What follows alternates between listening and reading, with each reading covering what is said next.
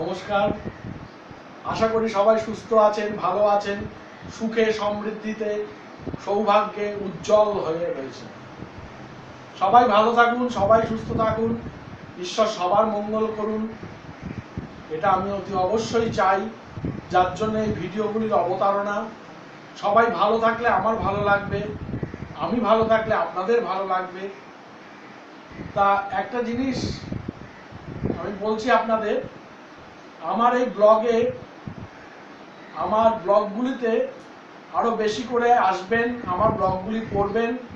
www.tantrosage.net এবং www.astroprophet.net এই ব্লগগুলি আপনারা অতি অবশ্যই পড়বেন, সাবস্ক্রাইব করবেন, আপনাদের মূল্যবান মতামত জানাবেন। এবং আপনারা যারা অনেক দূরে দূরে থাকেন, যারা অনেক ভিন প্রত্যন্ত প্রদেশে থাকেন, তারাও আমার এই ভিডিওগুলি দেখেন, মূল্যবান কমেন্টস পাঠান। আমি খুশি হই, আমার ভালো লাগে, আমার আনন্দ হয় যে আপনাদের জন্য কিছু সেবা, কিছু কাজ আমি করতে পারছি। তবে এইগুলো সবই কিন্তু গুগলের দান, ইউটিউবের দান, এছাড়া সম্ভব হতো না। ইউটিউব না থাকলে, গুগল না থাকলে এগুলো কখনোই আমার পক্ষে সম্ভব হতো না, এই কথা অনস্বীকার্য। যার জন্য আমি গুগলের কাছে এবং ইউটিউবের কাছে চিরঋণী।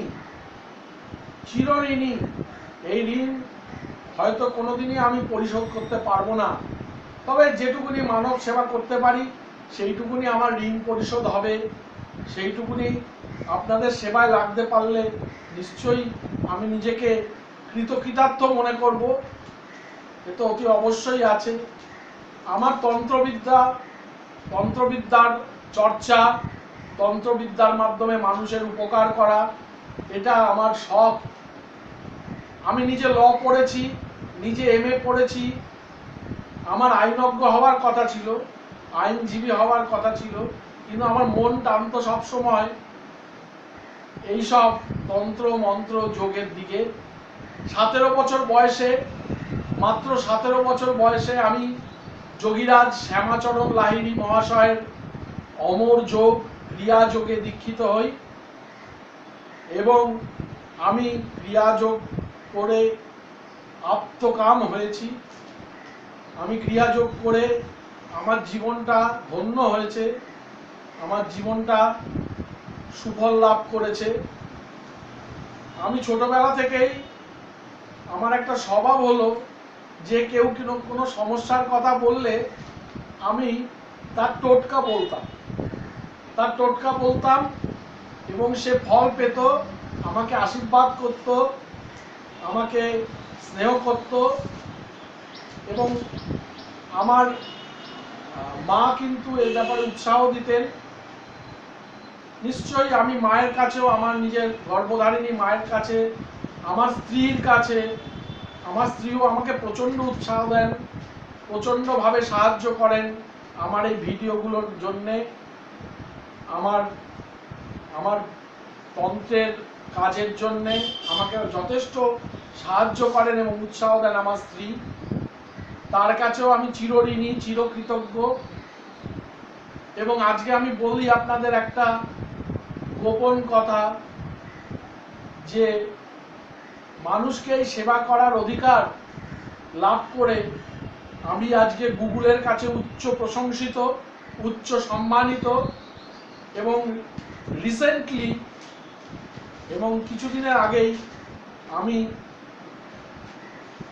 আমার নামটি রাষ্ট্রীয় জ্যোতিষ নির্মাণ অ্যাওয়ার্ডের হিসাবে সংগৃহীত হয়েছে এবং আমাকে তারা পাঠিয়েছেন তাদের চিঠি যে আপনাকে দিল্লিতে রাষ্ট্রীয় জ্যোতিষ নির্মাণ অ্যাওয়ার্ড এর জন্য মনোনীত করা হয়েছে। এবং সেখানে ভারতবর্ষের তাবড় রাজনৈতিক ব্যক্তিত্ব, তাবড় সরকারি আমলা, তারা উপস্থিত থাকবেন আমাকে রাষ্ট্রীয় জ্যোতিষ হিসাবে অ্যাওয়ার্ড দেওয়ার জন্যে। এতে আমি চিরকৃতজ্ঞ তাদের কাছে। চিরঋণী তাদের কাছে। এবং আমি ইচ্ছা করলে আমি স্বর্ণ মুকুট পরতে পারতাম, আমি ইচ্ছা করলে আমি হীরের মুকুট পরতে পারতাম, আমি ইচ্ছা করলে আমি আমার নামের পিছনে শাস্ত্রী বসাতে পারতাম, আমি ইচ্ছা করলে আমার নামের আগে নানা রকম তান্ত্রিক ভারতী, তান্ত্রিক সরস্বতী, তন্ত্র মহামণ্ডলেশ্বর সব কিছু পদবি আমি দিতে পারতাম, কিন্তু আমার সে ব্যাপারে কোনো রুচি নেই। আমি আপনাদের শান্তনুদা হিসাবেই থাকতে চাই, সেবা করতে চাই। আমি শাস্ত্রীয় নই, শাস্ত্রীয় নই, আমি শাস্ত্রীয় নই, শাস্ত্রীয় নই।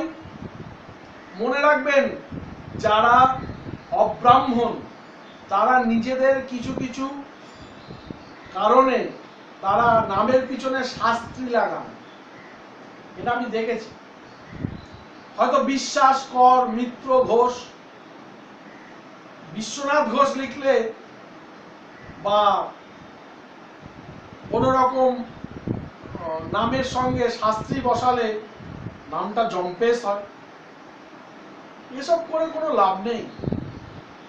আমার পরিচয় আমার বাবা মায়ের পরিচয়, সেটাই আমার কাছে সব থেকে সম্মান, সব থেকে আদরে, সব থেকে বেশি ক্ষমতা বহন করে। এবং আমি আমার যেটুকুনি কাজ, ঈশ্বর তো দেখছেন, ঈশ্বর উপর থেকে সব ফলো করেন, আমি কাজটি মানব সেবার জন্য কাজ করি, মানব সেবার জন্য কাজ করি।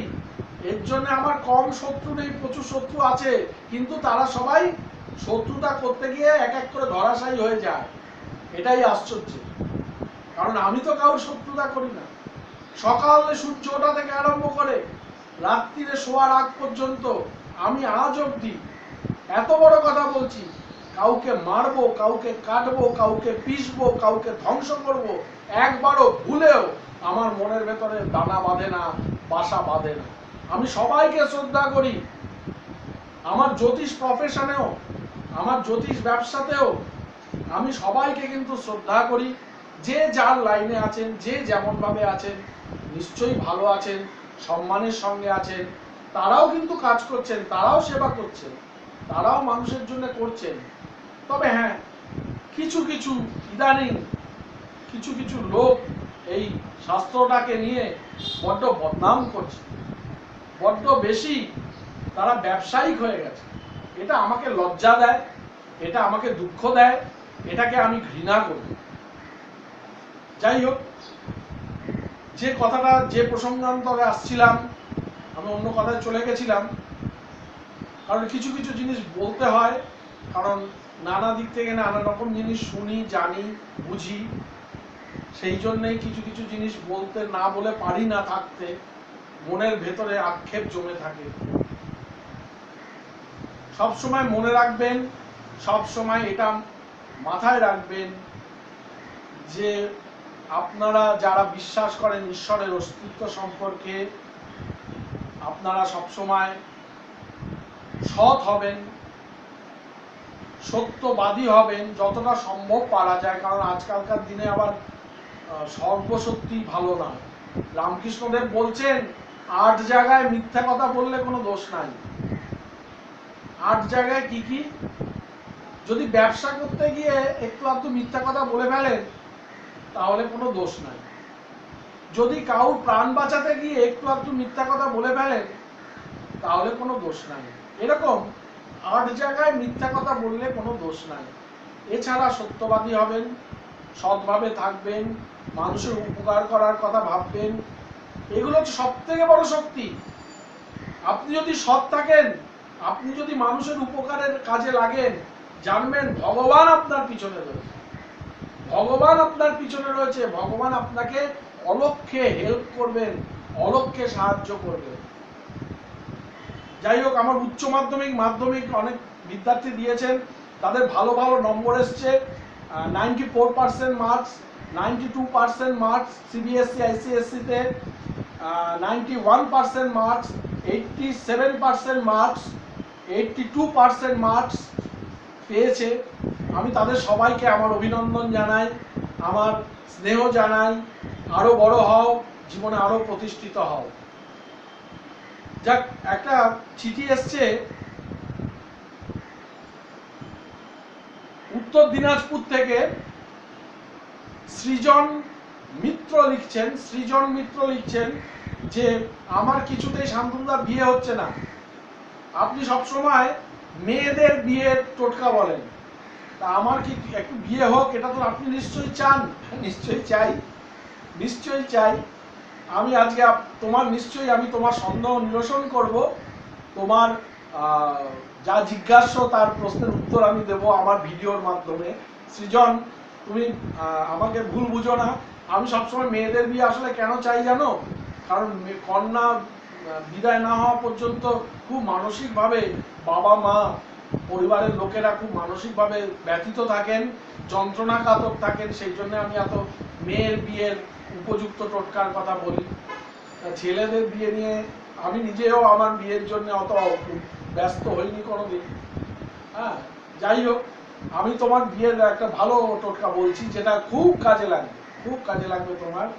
সেটা সৃজন, তোমাকে তো বলছি, প্লাস যাদের বিয়ে হয়নি আমার ভিডিও দেখছেন যেসব দর্শক বন্ধুগণ, তাদের যেসব ছেলেদের বিয়ে হয়নি, উপযুক্ত হয়েছেন, ভালো চাকরি করেন, ভালো ব্যবসা করেন, অথচ বিয়ে হচ্ছে না, অনেক বয়স হয়ে যাচ্ছে, তাদের জন্য আমি একটা ছোট্ট সুন্দর টোটকার কথা বলছি।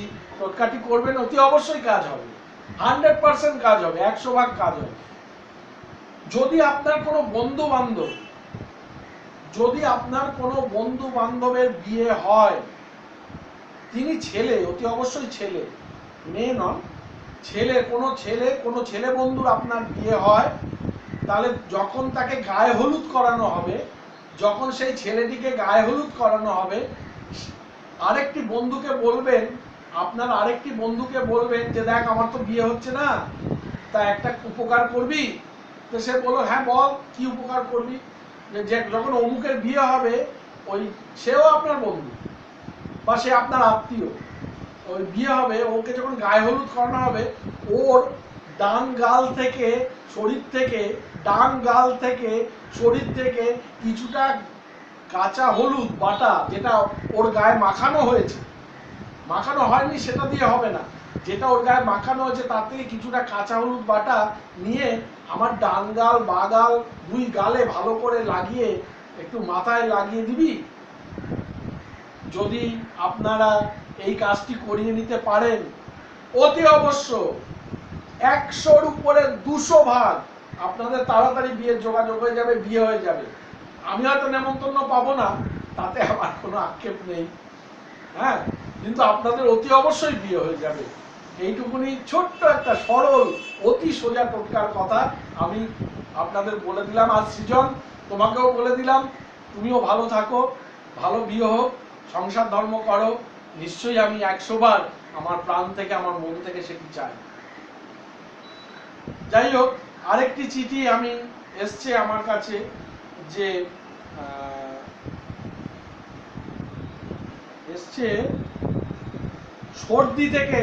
সর্দি।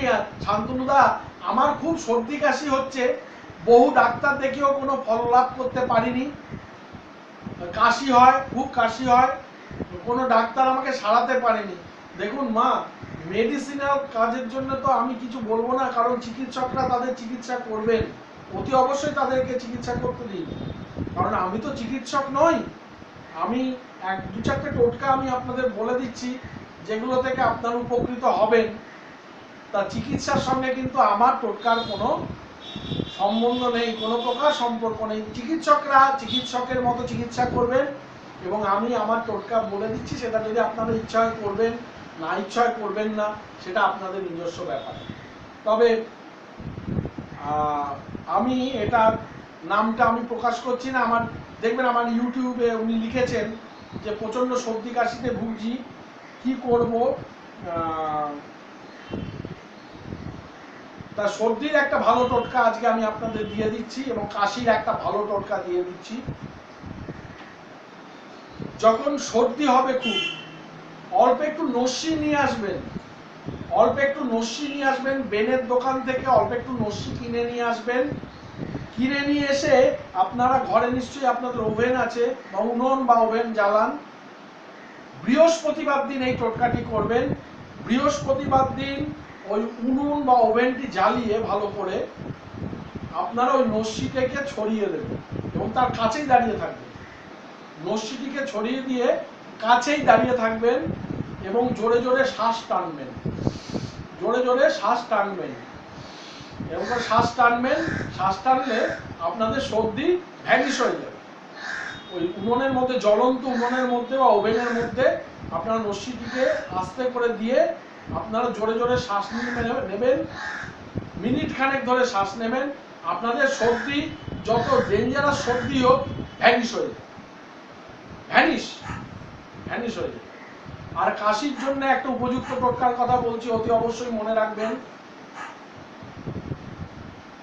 মঙ্গলবার দিন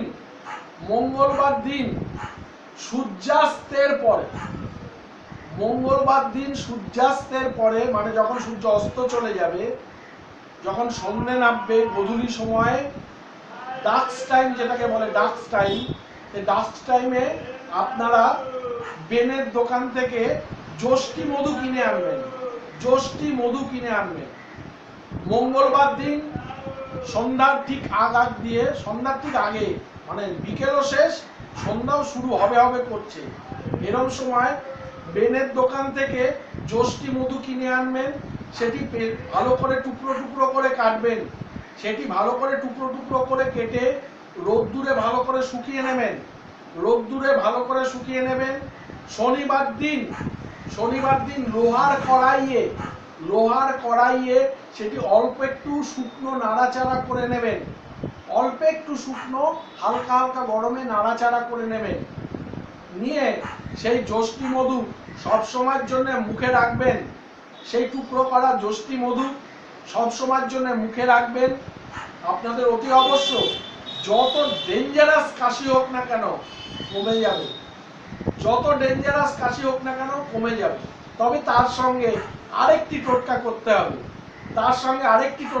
হবে। টোটকাটি করবেন, কিছু ঘেন্না পাবেন না, ঘেন্নার কিছু নেই। টোটকাটি করবেন, একটু সাদা কাপড় নেবেন, নতুন সাদা কাপড়ের টুকরোর মধ্যে কিছুটা শুকনো কাকের গু সংগ্রহ করে সেই সাদা কাপড়ের টুকরোর মধ্যে নেবেন। নিয়ে ভালো করে মাদুলির মতো পাকিয়ে নেবেন। কাপড়ের টুকরোটি ভালো করে মাদুলির মতো পাকিয়ে নেবেন। পাকিয়ে নিয়ে দুপাশ ভালো করে মুড়ে নিয়ে সাদা সুতো দিয়ে ভালো করে সেটিকে পেঁচিয়ে মাদুলির মতো করে নেবেন। সেটি সাদা কার দিয়ে বা সাদা সুতো, মোটা সুতো দিয়ে গলায় ঝুলিয়ে পরবেন এবং শুধু স্নানের সময় আর রাত্রিবেলায় ঘুমনের সময় সেই মাদুলিটি তুলে রেখে দেবেন। ঝুলিয়ে রাখবেন না, খবরদার। এমন জায়গায় রেখে দেবেন যেখানে আপনি ঘুম থেকে উঠে বা স্নান করে এসে আবার পরে নিতে পারেন। ওই যষ্টি মধু মুখে দেবেন এবং এই সাদা সুতোর মাদুলি, সাদা কাপড়ের মাদুলি যেটি তৈরি করলেন সেটি গলায় বেঁধে রাখবেন। যত ডেঞ্জারাস কাশি হোক না কেন, যদি সেটা যক্ষার কাশি হয় তবে আমি বলতে পারছি না, গ্যারান্টি দেব না। যদি সেটা এমনি কাশি হয়, কাশছেন, যদি এরকম হয় যে প্রচন্ড কাশতে কাশতে বেদম অবস্থা, অথচ শুকনো কাশির কোনো লক্ষণ খুঁজে পাচ্ছেন না, অতি অবশ্যই চিকিৎসক দেখাবেন, চিকিৎসা করাবেন। তার সঙ্গে এই দুটো টোটকা করবেন। আশা করি আপনারা খুব ভালো ফল পাবেন। যাই হোক, আরেকটি চিঠি এসছে।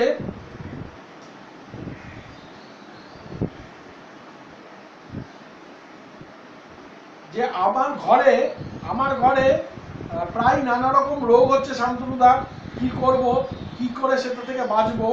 এটি লিখছেন জয়ন্ত দাস বীরভূম থেকে, মানে একদম তন্ত্রের পীঠস্থান, বীরভূম থেকে লিখছেন। তা জানাই জয়ন্ত, তোমাকে জানাই, এবং তোমার সাথে সাথে আরো অনেক বন্ধু আছেন, দর্শক বন্ধু আছেন, তাদেরও এরকম আছে সমস্যা, যে প্রায় ঘরে এটা না ওটা, এটা না ওটা, এর না ওর, একটা যেন একটা রোগের বাতাবরণ। অনেকে মজা করে বলে না আমার বাড়িটা হসপিটাল হয়ে গেছে, এর রোগের বাতাবরণ চলতে থাকে। সেক্ষেত্রে পরপর 7 দিন, পরপর 7 দিন এক মুঠো নুন হাতে করে নেবে, জ্বলন্ত আগুনের উপরে, জ্বলন্ত ওভেনের উপরে সেই হাতটি 7 বার ঘুরিয়ে নিয়ে ওই নুনটি গিয়ে বাইরে ছুঁড়ে ফেলে দেবেন। ওই নুনটি গিয়ে বাইরে ছুঁড়ে ফেলে দেবেন। ছুঁড়ে ফেলে হাতটি পরিষ্কার করে নেবেন, বা কমোডের মধ্যে নুনটি ফেলে ভালো করে হাতটি পরিষ্কার করে নেবেন এবং কমোডের ফ্লাশটি চালিয়ে দেবেন। বা যদি কারোর এমনি পায়খানা হয় তার পায়নের মধ্যে ফেলে দিয়ে 1 বালতি জল দিয়ে ভালো করে নুনটি ধুয়ে দেবেন। অতি অবশ্যই 7 দিন এভাবে পরপর করবেন, পরপর 7 দিন করবেন। এই 1 মুঠো নুন নিয়ে ক্রিয়াটি করুন। আপনার ঘরের এই যে প্রায় নানা রকম রোগ হচ্ছে এটি চলে যাবে, প্রায় যে নানা রকম রোগে ভুগছেন এটি চলে যাবে। তবে মনে রাখবেন, টোটকা কিন্তু অতি অবশ্যই সোমবার থেকে শুরু করবেন। সোম, মঙ্গল, বুধ, বৃহস্পতি, শুক্র, শনি, রবিতে গিয়ে এই টোটকাটি শেষ হবে। কোনো কৃষ্ণপক্ষ বা শুক্লপক্ষের কোনো ব্যাপার নেই, বিধিনিষেধ নেই। সোম, মঙ্গল, বুধ, বৃহস্পতি, শুক্র, শনি সারা সপ্তাহ ধরে এই টোটকাটি করবেন, 1 সপ্তাহ, তাহলে আপনার বাড়িতে প্রায় যে নানা রকম রোগ হচ্ছে সেটি চলে যাবে। আরেকটি চিঠি লিখছেন,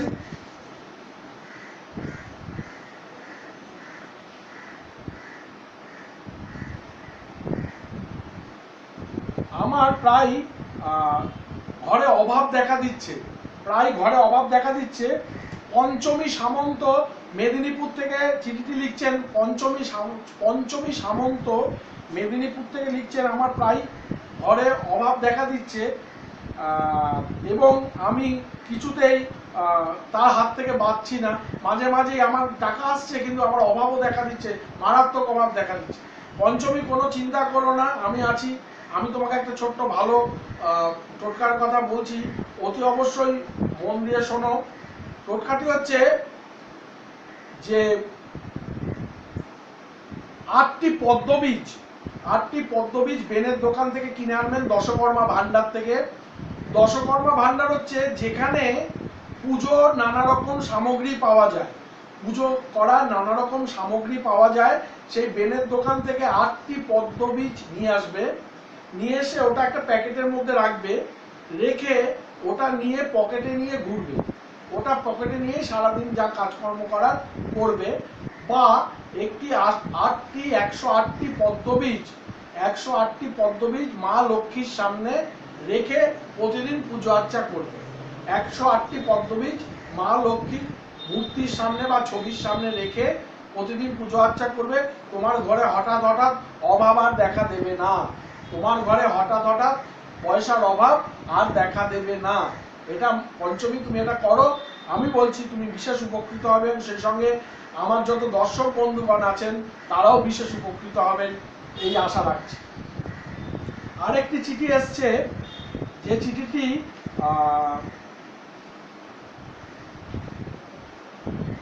বলছেন যে অনিমেষ তালুকদার বারাসাত থেকে লিখছেন।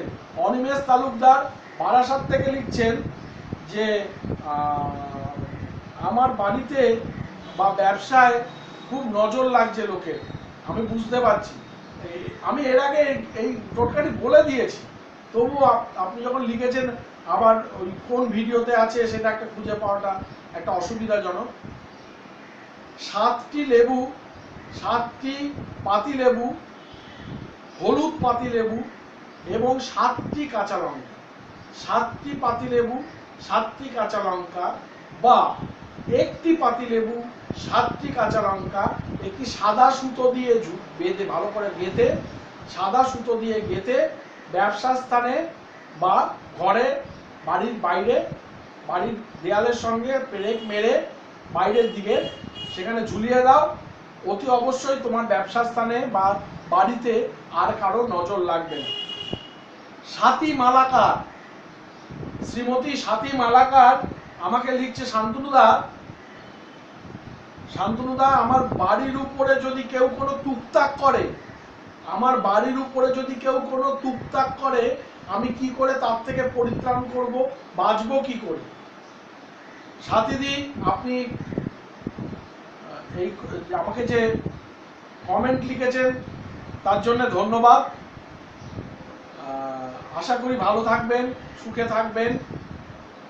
তো জানাই এই প্রসঙ্গে যে বাড়িতে যদি কেউ কোনো টুকটাক করে, বাড়িতে যদি কোনো কেউ টুকটাক করে, যদি সম্ভব হয় আমার থেকে একটি তাহেলক পোটলা নিয়ে যাবেন। যদি সম্ভব হয় বুকিং করে এসে আমার থেকে একটি তাহেলক টোটকা নিয়ে যাবেন, এবং আরো কতগুলো টোটকা আছে সেগুলো আমি বলে দেবো আপনাদের। এবং যদি সম্ভব না হয়, যদি বুকিং করে আমাকে দেখানো আপনার সম্ভব না হয়, তাহলে অতি অবশ্য বুধবার দিন বাজার থেকে, কোনো দোকান থেকে রাই সর্ষে কিনে নিয়ে আসবেন। রাই সর্ষে কিনে নিয়ে আসবেন। রাই সর্ষে এনে ছাদের উপরে চলে যাবেন, ছাদের উপরে উঠে যাবেন প্যাকেটটি নিয়ে গিয়ে, রাই সর্ষেটি আপনার ছাদের চারপাশ দিয়ে আপনি অল্প অল্প অল্প অল্প করে পাঁচিলের পাশ দিয়ে ছেটাতে চলে যাবে। ছাদের বাইরে যেন সেটা পড়ে, মানে ভেতরে না, ছাদের ভেতরে নয়, ছাদের বাইরের দিকে সেই সাদা রাই সর্ষেটি ছড়িয়ে দেবেন, ভালো করে বাড়ির চারপাশে বন্ধন করে দেবেন। আপনার বাড়িতে যে যতই তান্ত্রিক কাজ করুক না কেন, আর কোন রকম তান্ত্রিক কাজ আপনার বাড়িতে প্রবেশ করতে পারবে না। 100-এর উপরে 500% গ্যারান্টি, 100-এর উপরে 500% গ্যারান্টি। অতি অবশ্য টোটকাটি করবেন, ভালো থাকবেন, চিঠি লিখবেন, আমার ব্লগে, আমার ভিডিওগুলোতে সাবস্ক্রাইব করবেন, এবং আরো লোককে উৎসাহিত করবেন আমার ভিডিওগুলি দেখার জন্যে। আজকে এই বলে আমার চিঠিপত্রের আসর শেষ করছি। নমস্কার, ভালো থাকবেন।